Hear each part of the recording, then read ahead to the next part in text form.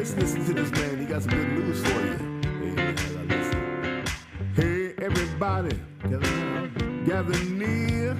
The doctor's in the house, so lend him your ear. The things he can say might even make your day.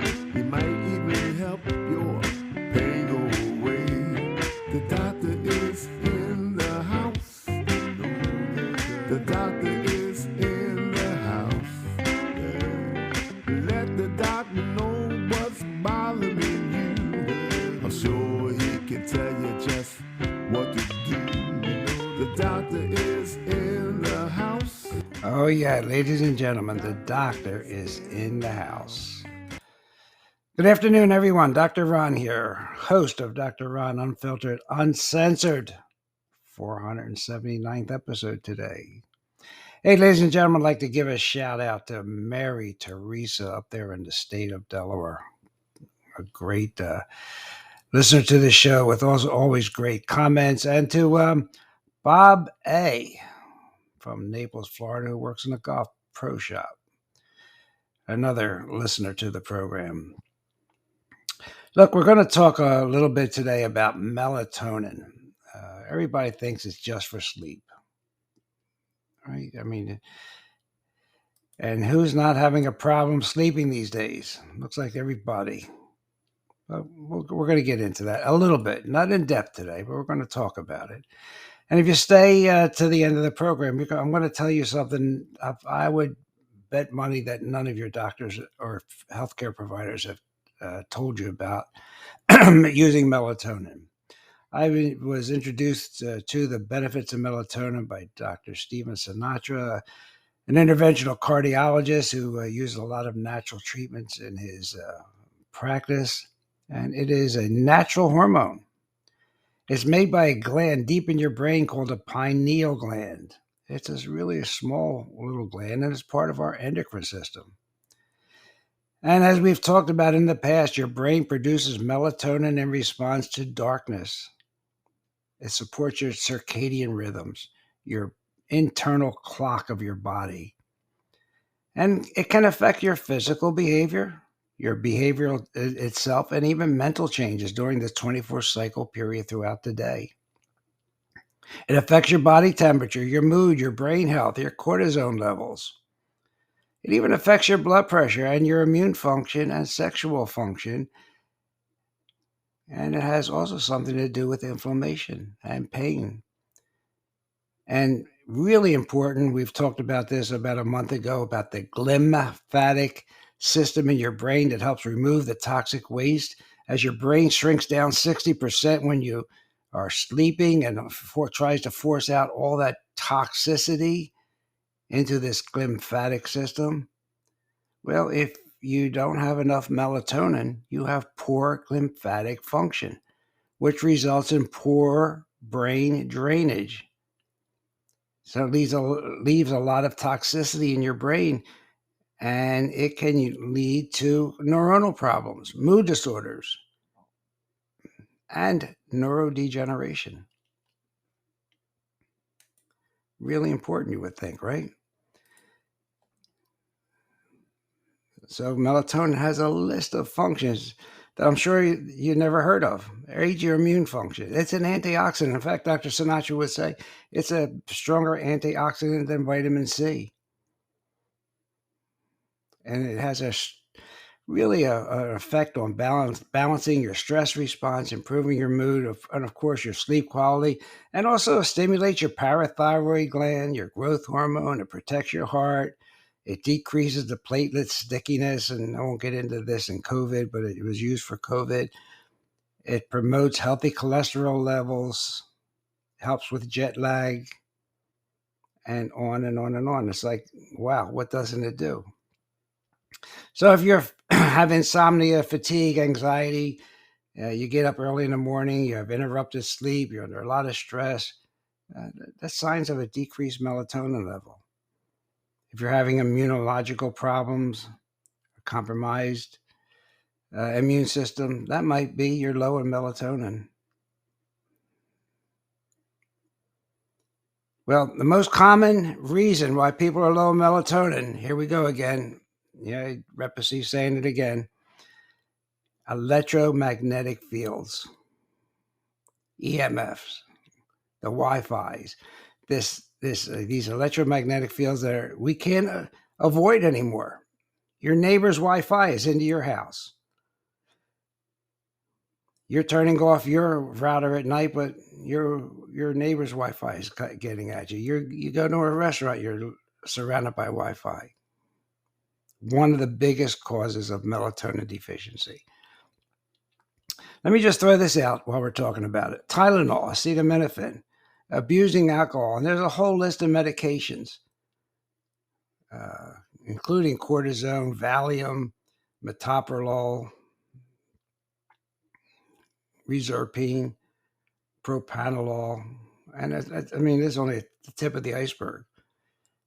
Tobacco, high sugary foods, the non-steroidal anti-inflammatories, vitamin B12 and B6 deficiency, okay, all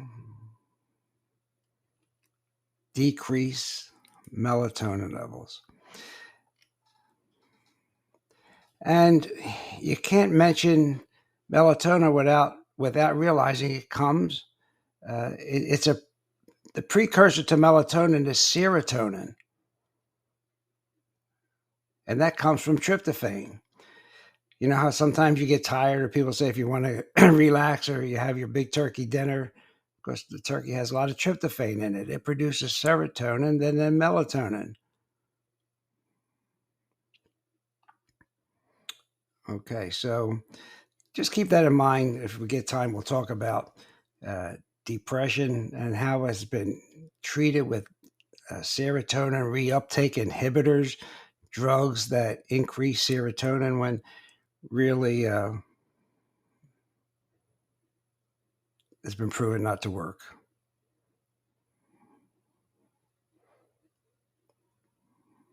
So many of the health benefits that we're going to talk about for melatonin are thought to be due to these increased levels of serotonin. And when do you start making melatonin? Around 9 o'clock at night. 9 o'clock at night. If everything's going right, they'll stay elevated while you sleep for about 12 hours, and then they'll drop. And then around 9 a.m., you come back to a barely detectable level. Wouldn't that be nice if that worked for us all the time? But sleep is important, right? Sleep allows our brain to detoxify. Remember, your brain shrinks at night. And they perform something called autophagy, where it just mops up all the damaged protein and waste, and then gets into that lymphatic system that flushes this dirty fluid from inside the brain through a network of pathways and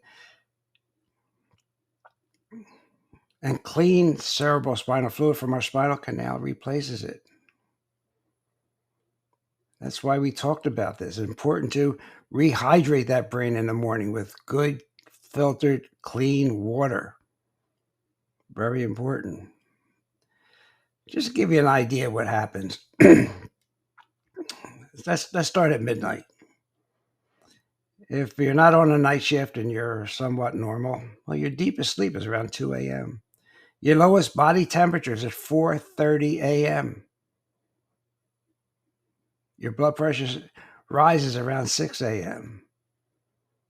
Melatonin secretion starts stopping around 7:30. Your highest testosterone level, guys, is around 9 a.m. in the morning. In the 24-hour cycle, 10 a.m. is probably when you're most alert. You have your best coordination around 2:30. Around 3:30, they say, is your fastest reaction time. Around 5 o'clock, they say, is the greatest cardiovascular efficiency and muscle strength. So if you go to the doctors at 6:30 at night, ladies and gentlemen, that's when your blood pressure is highest. Normally, your highest body temperature is at 7 o'clock at night. Highest at 7, lowest at, what did we say, 6. It's also, it's high at 7 o'clock. It's also high at 6:45 in the morning when it starts rising. So we said around 9 o'clock at night, it starts to rise, and it really starts around 10 o'clock. And there we go, getting our deepest sleep at 2 a.m. So melatonin is really, really important to our health. It's important to our energy because it affects these mitochondria that we talk about. It keeps them healthy, keeps them full of energy and ATP. And it's being studied more and more every day, but it has a lot to do with its antioxidant ability to get rid of these free radicals and inflammation. So it reduces inflammation, keeps us energized during the day, helps our brain health, reduces our pain level, improves our mood. If you feel good, you definitely feel better.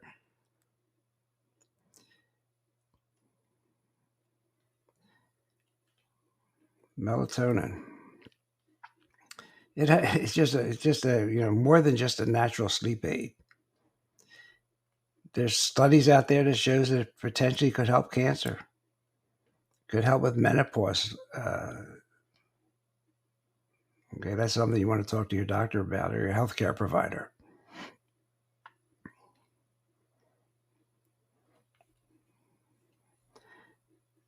And what do we need more than ever? Have been saying for 3 years now, you need a superior interior, which means you'd have to keep your gut healthy by having a good microbiome.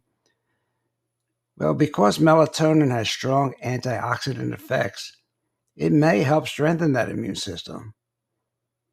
And melatonin has been called an immune buffer because it appears to act as a stimulant when your immune system is depressed. And because it's an immune stimulant and it is an anti-inflammatory compound, it's great in cases of acute inflammation.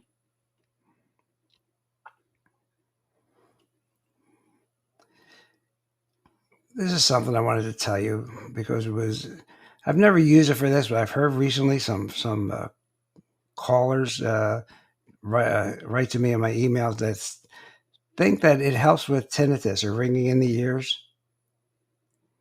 And they think now that when I looked into it, it's because that melatonin is an antioxidant. Okay, and it's been studied. I found something at Ohio State University Eye Ear Institute. 61 people were studied, and they saw a decrease in their tinnitus when you supplement it with melatonin. You want to keep that in mind.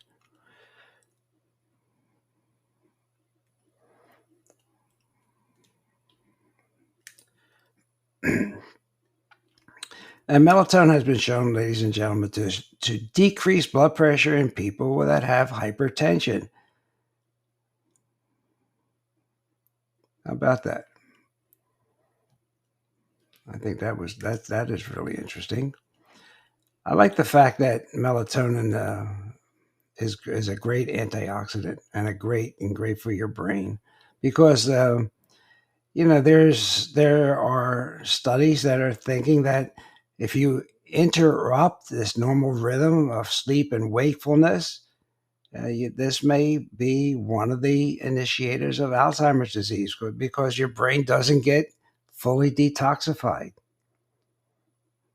because you have insufficient melatonin. So we want to keep that in mind, huh? So for your brain, for your mood, for your brain and pain, okay, we want to keep that all in mind. Okay, so can you take too much of it? Well, the answer is, in my opinion, based on my research, the answer is no. Why do I say that? Because melatonin protects you against ionizing radiation. What's ionizing radiation is, X-rays. Just one scan exposes you to the same amount of radiation as 70 chest X-rays. And if you have a combined CAT scan and PET scan, that's 2 times that amount of radiation as a plain CAT scan. And how many people, they're treated for cancer or other diseases, can get up to 4 CAT and PET scans a year? That's a tremendous amount of radiation. Can't be good for you. So what could cancel out that damaging effect of that ionizing radiation? Well, actually, researchers looked at that. And they gave a single dose of 300 milligrams of melatonin.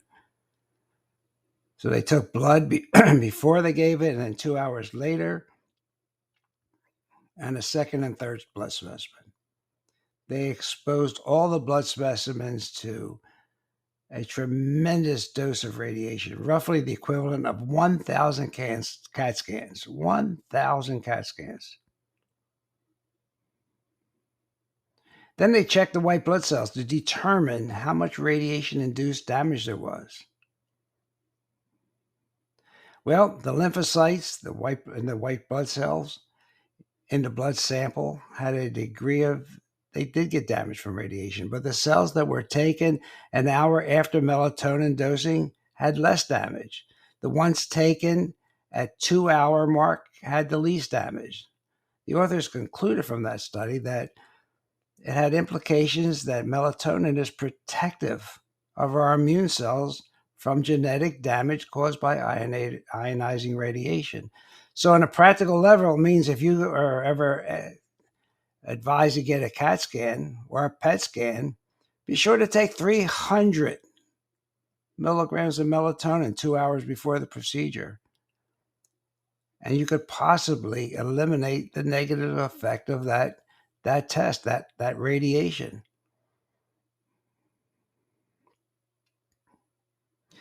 And according to Dr. Schellenberger, for 50 years, scientists have been trying to find a toxic or dangerous dose of melatonin, and they can't find one. Schellenberger says it's safe as water. So keep that in mind when you go for an X-ray, even 2 hours before the X-ray, whether it's a CAT scan or a PET scan, take melatonin. It's not only for sleep. And watch your food, right? As always, lifestyle changes. You always want to try and get pure meat, grass-fed meat, pasture-fed meat, pasture poultry and wild game, because that's anti-inflammatory. Lemon and limes and berries are anti-inflammatory. So is avocados. So is green tea in moderation. Too much green tea, though, will decrease your melatonin levels. Apple cider vinegar. Wild caught fish, not farm-raised fish. Turmeric and organic extra virgin olive oil. Anti-inflammatory. So is coconut oil, one of my favorites. And most of the herbs, including basil and oregano and thyme, garlic and onions. But if you start eating refined grains, deep fried foods, grain-fed meats, and commercial salad dressings, you're going to have pain because they are pro-inflammatory foods. And I cannot stress always the need for exercise. It's important for your melatonin levels because a moderate amount of exercise does improve melatonin production at night and sleep in people that lead an active lifestyle. So we want to move our body regularly. If we're sitting in front of a computer, we want to have a clock or oh my gosh. We want to have some way of knowing that when we've sat too long, we want to be able to get up and move around and go for a little stroll, go outside, get some fresh air. So we want to try and exercise, 20, 30 minutes, 5 days a week. We don't have to be a marathoner. We want to try and get morning sun exposure because melatonin is highest at night, right? When it's dark. And it's hardly any during the day. So that's when we want to get our sun exposure. We want to get our elevated. We want to make sure our vitamin D levels stay in the upper range, the optimal range of the level of your blood test.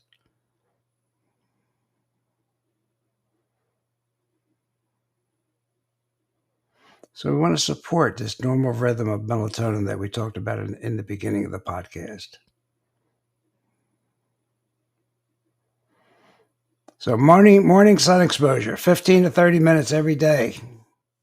Combine that with a walk, some outdoor movement, some earthing or grounding, hug a tree, some meditation and box breathing like we talked about with Phil Safer.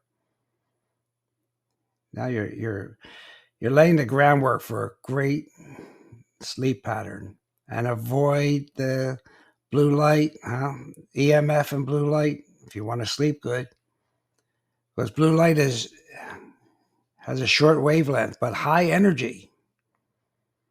And yes, there is natural blue light from the sun. We've talked about that. But the artificial blue light from lights and electronics can be harmful to your health, especially when you're exposed to it at night, because it can interfere with sleep. Why does it interfere with sleep? Because it decreases melatonin production. Lots of studies about that.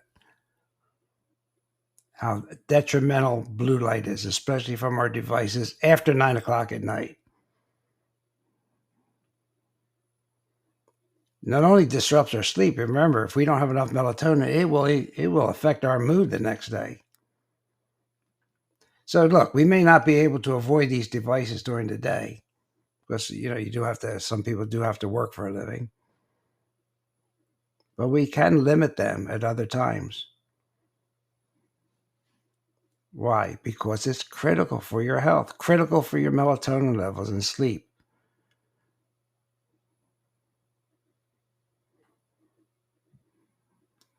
So if you must use your phone, your tablet, your computer, keep it short. Use blue light blocking glasses or use a blue light blocking screen. Really important. Now, red light's important too, and I want to hold off on that because I want to explain about red light and how it's used and how it's great for your mitochondria and keeping you young. And basically, don't have caffeine after 2 o'clock in the afternoon. I mean, there's all kinds of studies about caffeine and whatever, but basically, if you don't drink it after 2 o'clock at night, you're not going to have problems with your melatonin. And if you're taking 3 milligrams or 5 milligrams of melatonin at night, you're still not getting the sleep you want. You might be deficient in magnesium, and most people are. And so you want to try and make sure you have magnesium-rich foods in your diet, like greens, seeds, nuts, avocados, or just supplementing with 400 milligrams a day of melatonin. So you're going to see melatonin recommendations for supplements all over the chart. Most people will say 3 milligrams. But as we know, it's pretty hard to overdose on it. So see where you sleep the best. So you can start with 3. You can take 5. You can take 10 milligrams. You can take it at 9 o'clock at night and 1 hour before bedtime. You can take it again. And if you're still not sleeping good, you may want to also take some B6, because B6 also helps to improve the synthesis of melatonin. Okay. And maybe 50 milligrams if you need a doses. But that would be the last resort. So melatonin is more than just a sleep hormone. It has a lot to do with a lot of systems in our body. and you want to take it at night, but help it along by keeping away from electromagnetic fields and blue lights.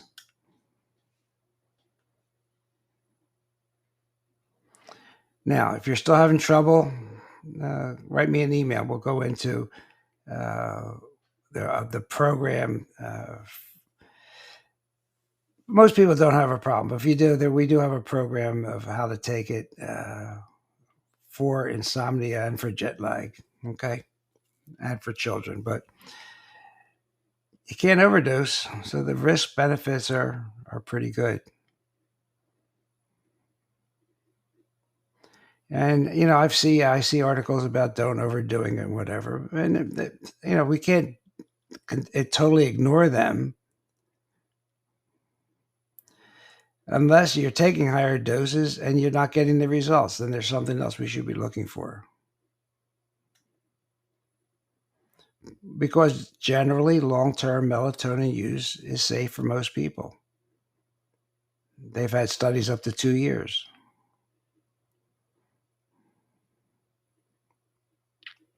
But if it's not working, we have to revisit that and see whether you're lacking magnesium, see how your diet is, see if you need B6, see if you're eating the wrong type of food, see how much caffeine you're drinking, see how much green tea you're drinking.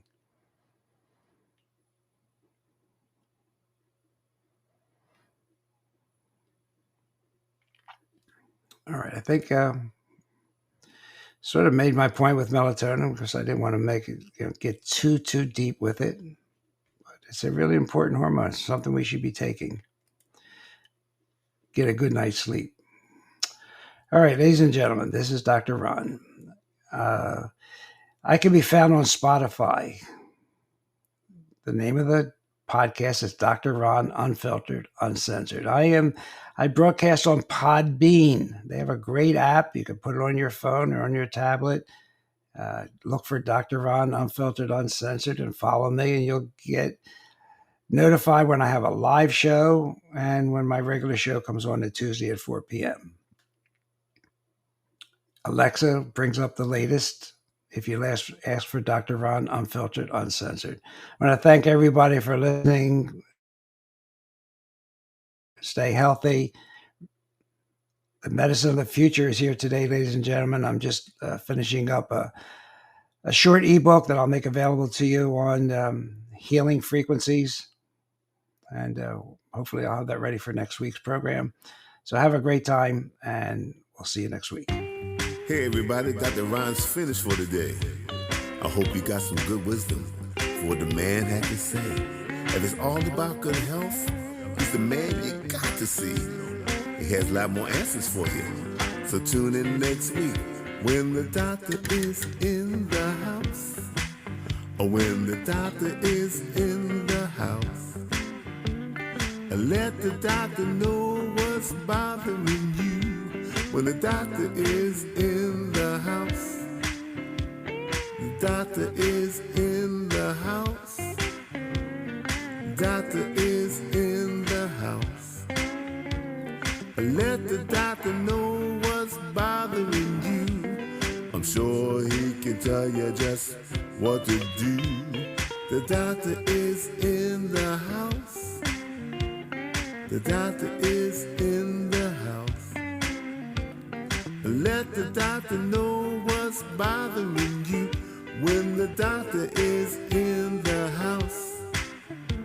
So if you have a pain, call the doctor. If you have a strain, call the doctor. Let the doctor know what's bothering you. When the doctor is in the house. The doctor is in the house. See you next week.